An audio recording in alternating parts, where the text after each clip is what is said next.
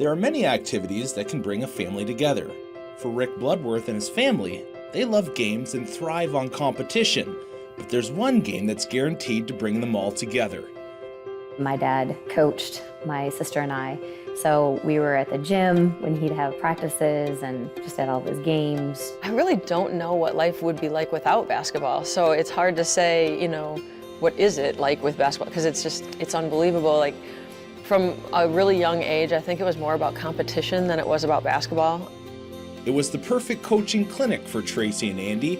They were living under the same roof as one of the most successful high school girls basketball coaches in Michigan history.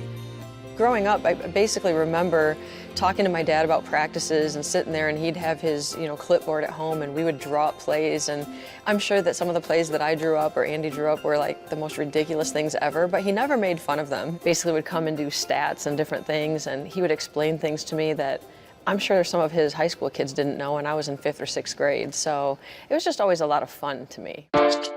Tracy and Andy's love for the game grew, and their skill grew as well. Coach Rick would lead his daughter's team to the state finals for a game the sisters wouldn't forget.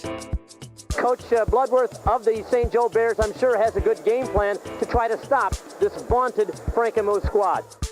We had to play together for basically the state tournament her freshman year in high school and my senior year in high school, and we went all the way to the finals and lost, but that was kind of fun. I'm sure she'll tell you a different story. I just remember it being fun, being able to be on the team with my sister. I just remember her yelling at me to give her the ball back. Apparently she was afraid I was going to turn it over. Look what she got to do out of that, because she got a good angle. A little closer. Following their playing careers, Tracy and Andy would follow in their father's footsteps and pursue a career in coaching. We've always wanted to work together. I mean, that's kind of been a dream, or at least that was the dream back then. My sister had gotten her first head coaching job at Ferris State University, so I helped her as a volunteer assistant that year. She helped out a lot that first year, and it was a big transition for me. I mean, I was 26 years old as a head coach. Tracy would take a head coach position at Valparaiso, and Andy would find her home with the Liberty Flames under head coach Carrie Green. Coach Green had called right after a recruiting period, and through prayer and talking with him and just seeing the godly man that he was and how he wants to impact the lives of these young athletes, I wanted to be a part of it, and I love it. Tracy and Andy still look forward to a little sisterly competition from time to time. They've had several meetings over the years, most recently a buzzer beater at Valpo.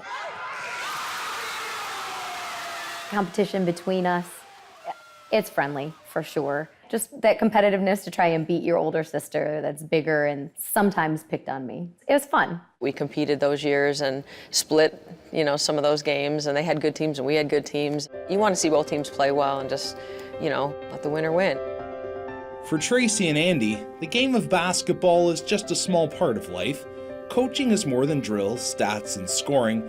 It's about developing the entire player, and most of all, their heart. I feel like you could go a little closer to the It's not all about winning. It's about learning and growing through the process. When you work hard and you use the gifts that God has given you to the best of your ability and not, wasting them, then you're going to be successful.